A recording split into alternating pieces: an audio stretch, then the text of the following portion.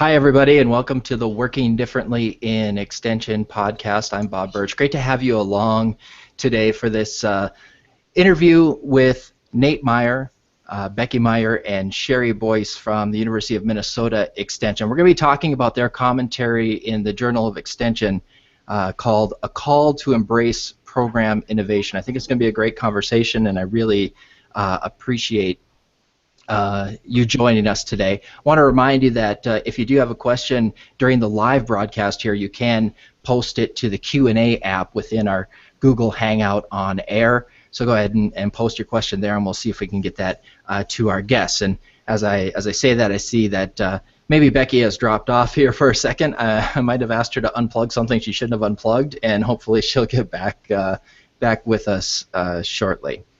If you want to read a call to embrace program innovation, you can do so on the Journal of Extension at joe.org. That's joe.org. Nate and Sherry, welcome to the podcast. Thank you, Bob. Thank you. Thank you for having us. So I'm curious how this commentary came about. So, Nate, why did you guys decide to write this commentary about program innovation? Well, it was sort of a three-step process, I think, and I'm sure this will come up later, but it began in many ways with Sherry Boyce working on something she calls intentional program planning. And we've been office mates with Sherry for a long time and worked with her in developing these concepts and processes of program innovation and trying them out in and around the northern Minnesota community. And building off of that, I became interested in innovation as a target for extension, and to be perfectly blunt, a little misaligned with the conventional program loops that often flow through extension. So this idea that you start with a situation analysis and then you pilot and you mature. The reality is, in all of my years of extension, I've never once reached that magical line in the sand where you go like, wow, I'm glad the program matured today, and we'll move forward. And so, playing with intentional program planning and thinking a lot about what it means to develop a program where you come to work every day and you're just trying to strengthen something, but you don't necessarily follow a trajectory. I stumbled toward this idea of program innovation, and then came up with some rough ideas and began to present and talk about those.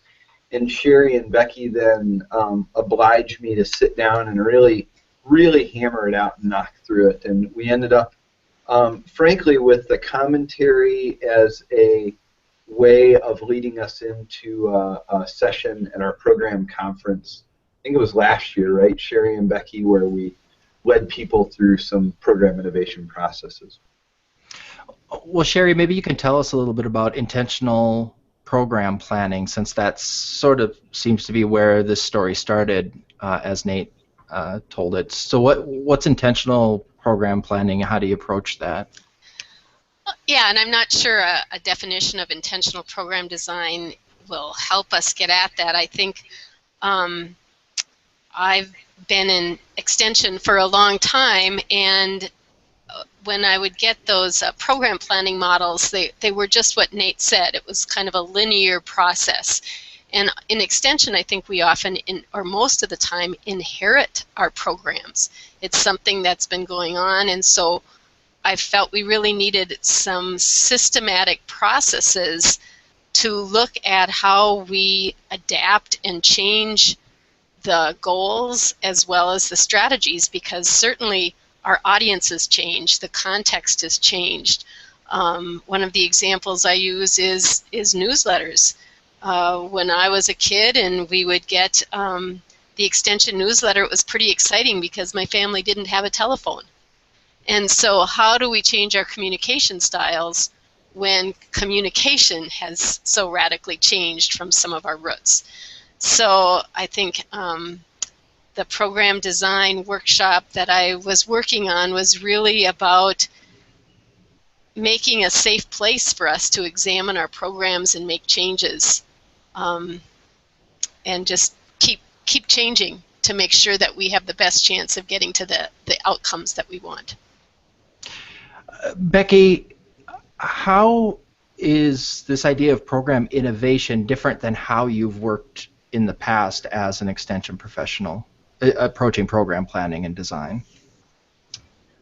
I'm not sure if it's different for me, actually. I think that in my bigger picture program design work, these are, Sherry spoke about that linear process, and I don't think I approach things in a linear way. And so in some ways, going back to Caffarella's model and that interactive program model, I think that's often how I've approached the work already. And so when Nate was having this conversation and wanted to have the discussion around this innovation, program planning, how are we doing it, it seemed to just prompt some more discussion around, for me, just it helped to put a framework around how I was already working. So Nate, is the assumption, I guess, or let me how to phrase this? Do you think that most extension educators are using a linear model, if they're using a development model at all? No, I don't think so. And I think that's been our experience. I think as the three of us have worked through this, what we find is that this model that we've articulated really resonates with extension faculty as the way they've done the work. And I'll reach back all the way, well, it's not back very far this day, but for those of us who are familiar with Scott Peters' work on reinventing extension for the 21st century, Scott talks about how there's the rhetoric of extension, the stuff you see in print, but then there's the way that faculty really go about their work that we talk about through stories. And I think the program innovation model really helps to capture the way that we go about our work. And I know I found personally, and I find with others, that it sort of gives us a framework to make sense of what we're doing. And I know Sherry and Becky and I, sort of our frontier is that we've started to work on how it can be a more proactive guiding framework, right? So I can say as a program leader now, as a person who works with program teams on a day-to-day basis to help them design and improve their programs, I can often see when teams are stuck in one way of working. They're trying to construct, but they need a little design, or they need to get evaluative, or they're grappling with evaluation, and they need to just get down to the business of constructing. And it gives me a frame to push program teams and faculty in ways that keep them strengthening as well. Sherry, when we talk about program innovation, I think, well, I'll just speak for myself. I know in our organization, we've had a hard time even defining what we mean by innovation and how we recognize it. So what does program innovation mean to you? Entirely new programs, different ways of approaching existing ones? I guess I'll let you answer instead of putting words in your mouth. Sorry.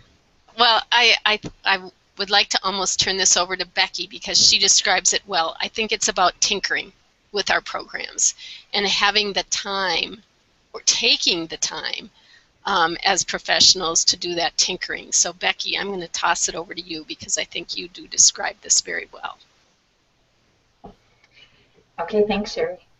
So yeah, I think that it's really about taking a closer examination to the programming that you have in place, and think, if you put on those different hats, so to speak, of design and construct and evaluation, and you start kind of teasing out what is it that you're doing, and depending on which lens you're kind of looking through, and then if you have others who are working with you and explore, just thinking about how can we, and I'm going to go back to Nate too, and sort of that forward thinking. So how can you take a look at the program you have in place now, and how might you change it up just enough to make it be something more and perhaps more meaningful and engaging for your audience, depending on who that thinking about your audience, what is it that can move you to this other place where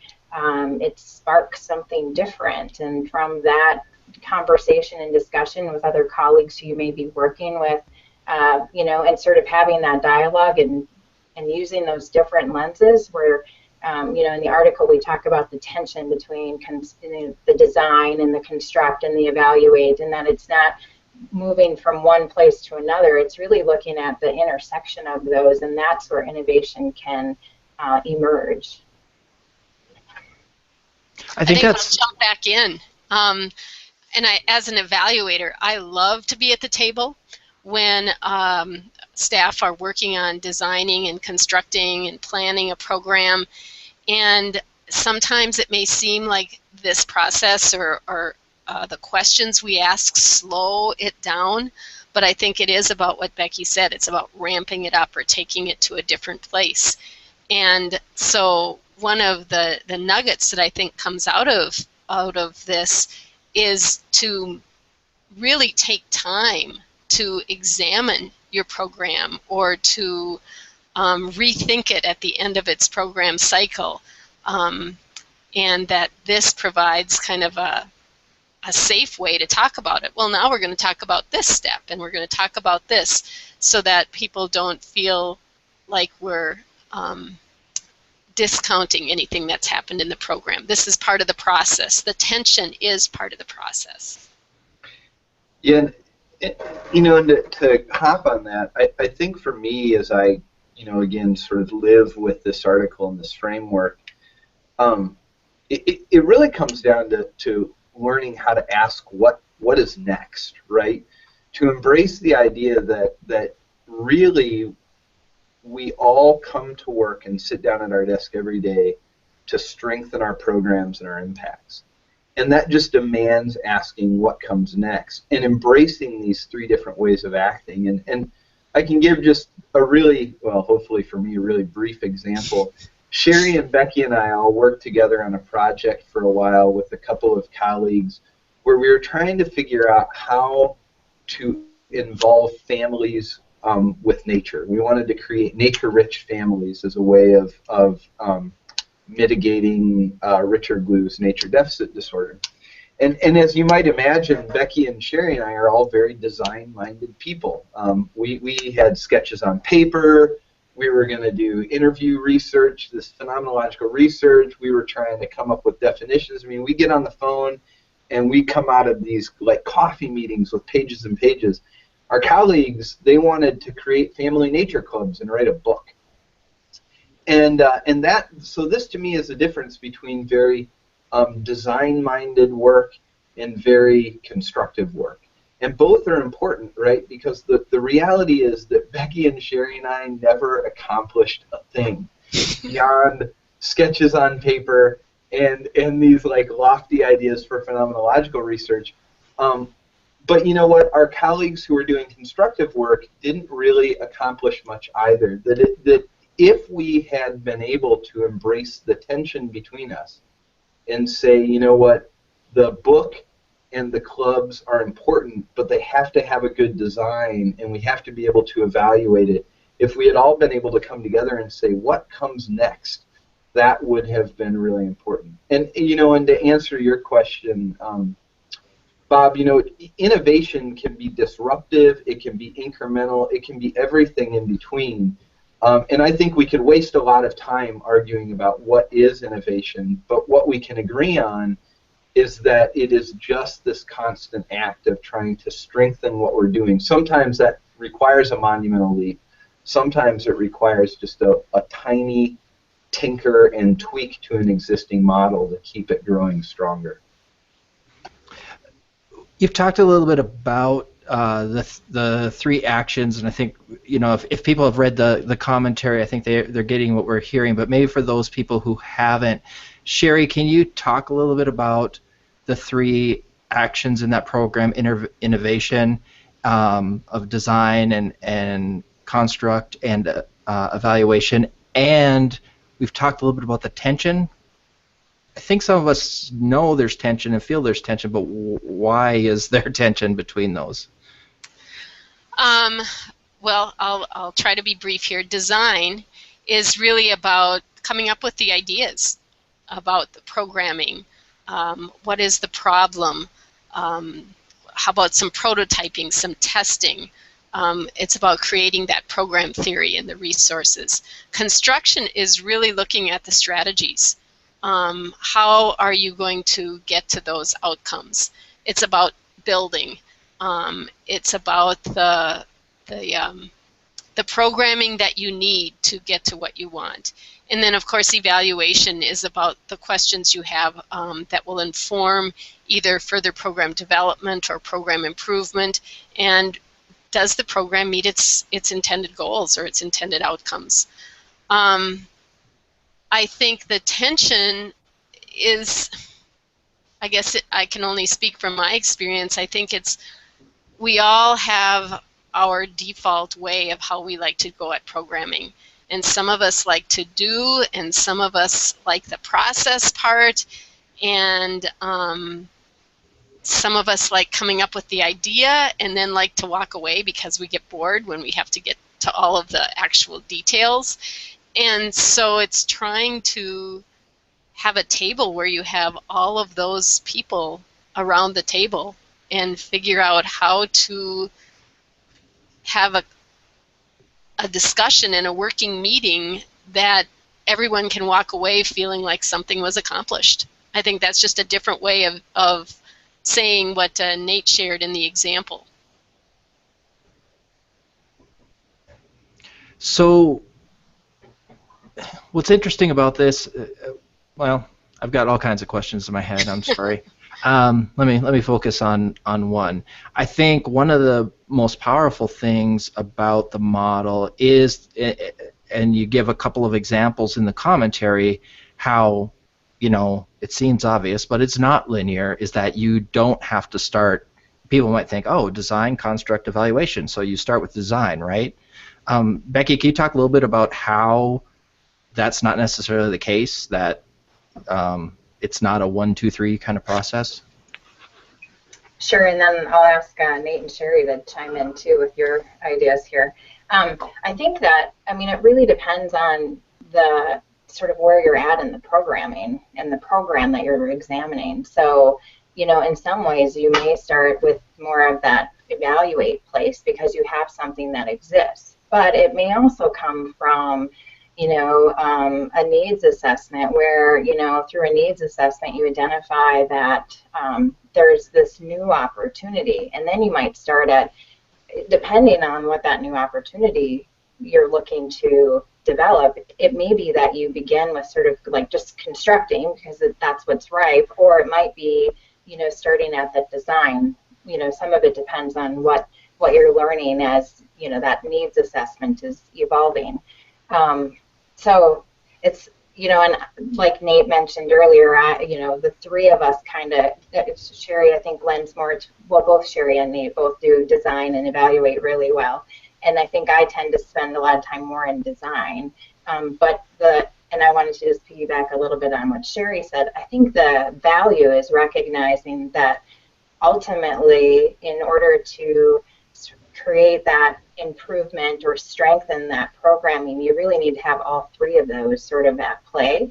And how that emerges is really dependent on where the program cycle is and where that program development is at the time that, you know, you're having all these conversations around how you strengthen what you're trying to do for whatever goals you're working to accomplish. I think one thing it means too is that you never have a program in the can. You know, it's as not only a designer, but in extension, we often are also the people who deliver the program. So I think it really means paying just really close attention to your audience, to the context, to what else is going on in the community or the county,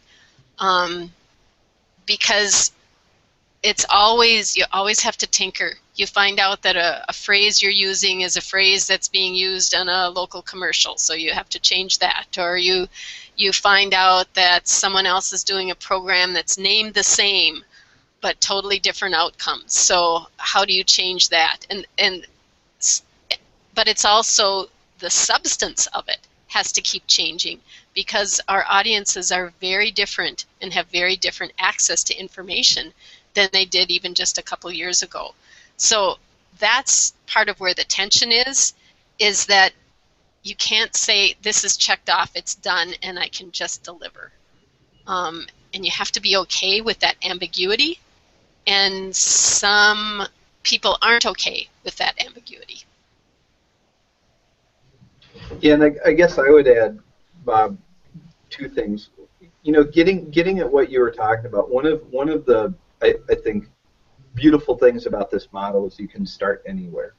So you know, a good example. I have a colleague who directs our Master Naturalist program in the state, and she's somebody I would characterize as fairly constructive in her approach. And now I think 3 years ago, she saw this national event called National Public Lands Day pop up, and she thought, you know, I just think there's something here for Master Naturalists. And bang, year one, she decides to organize a National Public Lands Day event. I think she had 2 or 3 sites, handful of volunteers, and started to pull it together. But in many ways, on the faith that this could become something, it felt right. She built it and laid it out there for the team. And you go 4 years down the road, 3 or 4 years down the road, now we have 12 or 15 sites. We have an AmeriCorps volunteer working on this. We've thought long and hard about how we use this as a strong strategy to better promote the program. We tweak the design every year, so now people get shirts and they get lunch, and we're looking at sponsorships.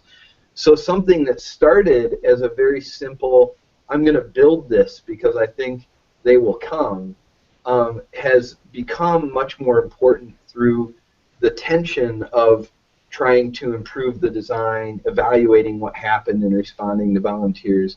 The other side of it is that I conducted a meeting a few months ago. We were looking at how to improve our community stakeholder engagement on the reservation where our office sits.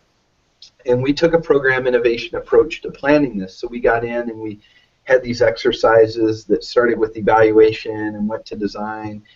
They were failing miserably. We just weren't getting there. It wasn't until I said to the group, okay, forget everything we said, forget all the lofty goals and the measures of success, all these things that haven't worked.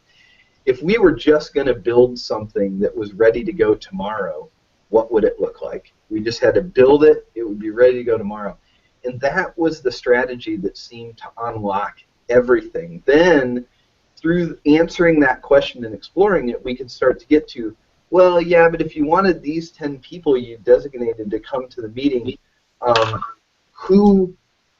what would the meeting have to be like to be worth their while? And you can get into design. So again, it allows a variety of ways in. It can start anywhere, and as long as you keep moving it through those 3 processes, we think you approach a stronger program. So unfortunately, we're sort of running short on time. We've got like a ton of questions for you guys, but I want to be respectful of our listeners' time as well. So I'm going to jump to sort of the end. You quote in the commentary Bruce Mao saying, "Process is more important than outcome." And I think as extension professionals, a lot of us hear that and take that to heart. But do our stakeholders, our funders, and our administrators, are they going to be able to allow us to think that way? And Sherry, you're the only one who's not muted, so I'm going to pick on you first. Nate put that quote in, so Nate has to take it. Becky's nodding her head.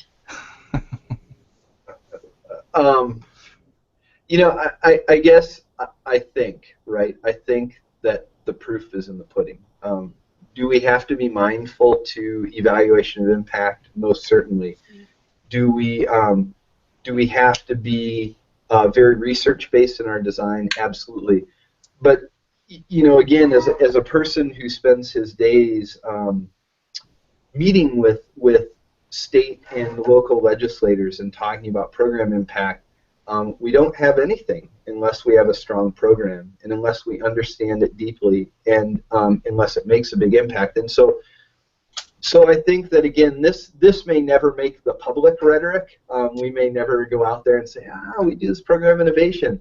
But I think if we follow this practice and if we're always working diligently towards stronger programs that have more robust, deeper, richer impacts, that ultimately is the best thing we can do to help our administrators maintain the success of extension. Becky, if there's a professional out there listening right now who's interested in sort of following this path, what's the first step? Oh gosh, that's a great question. I think the first step is really, I guess, having those conversations about your interest in sort of moving in this work of program innovation with this framework around the design and construct and evaluation. And I think that Nate, Sherry, and I'd be happy to have more conversations about how you find ways to integrate this into how you work and how you bring others along with you. I know that's one of the things I've been working on, is how do I get my other colleagues who are working in programming to really take the pause to have the intentional conversations around what we're doing in our programming and what we might do differently to strengthen that programming and the impacts that we're hoping to achieve. Well, Becky Meyer, Nate Meyer, Sherry Boyce, thanks so much for joining us. Again, the commentary is titled A Call to Embrace Program Innovation. It's in the Journal of Extension. You can find it at joe.org. That's joe.org.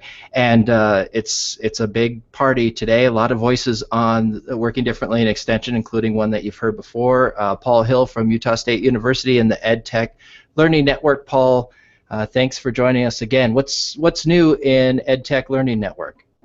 Hey, Bob. There's always something new because there's always probably some new technology that we're trying to keep up with. So, but yeah, what we're looking forward to coming up and what we've got, what we just had is I got to see you like last week at the in Indy for the e-extension innovation partners meeting, and so I'm really excited for the kind of the new direction for e-extension. I heard there's a new eextension.org website going up pretty soon, some updates there. Right quick, we have it's the National Association of Extension Program and Staff Development Professionals, NAEPSDP, and that conference is December 1st through the 3rd, and so we've had, several, I think 5 or 6 presentations by EdTech LN members that will be presenting there. And so we're really excited about that and for the opportunity to present on some things we've been talking about at our tweet up. So we had a last tweet up last week. We had about, I counted 23 people, extension professionals from all over, from Alaska to Utah to Ohio and New Hampshire. So we had also, we have one coming up on October 1st. And so that'll be the next one. And next week we have, right before that, we have our committee meeting for all the EdTech Learning Network, kind of the guiding committee, and so we'll be discussing kind of what we're going to be doing for the next year or so, and then get some ideas going for our tweet ups. But we just spoke about digital pedagogy, so I was excited to see that. And so if you want to go to let's see, it's extedtechs.org. If you go there, you'll be able to kind of see a recap, a storyfy of that event. So, but yeah, things coming up, and mark your calendars for March 22nd to 25th we're calling it the I3 event for e-extension issues, innovation, impact. The NAEP SDP, that's December 1st through the 3rd. So that's registration's open. That one's in San Diego. So lots of good things coming. All right, and be sure to follow the Education Technology Network on Facebook. You can find them there. You can find them on Twitter as well. And when you're talking EdTech in extension work, use the hashtag EdTechLN. And thanks so much, Paul, for joining us, and thanks for your support. Nate, Becky, Sherry, I want to thank you again for joining us. It was a great conversation. I hope maybe we can talk about it again. I think that there's a lot to talk about around this issue of program innovation. For sure, Bob. Thank you very much. And thanks to all of you for listening and watching. This has been the Working Differently in Extension podcast. I'm your host, Bob Birch. You can follow us on Twitter at WDNEXT. That's at WDNEXT. And Google us, Working Differently in Extension, for past episodes and more. Thanks again for joining us. Have a great day.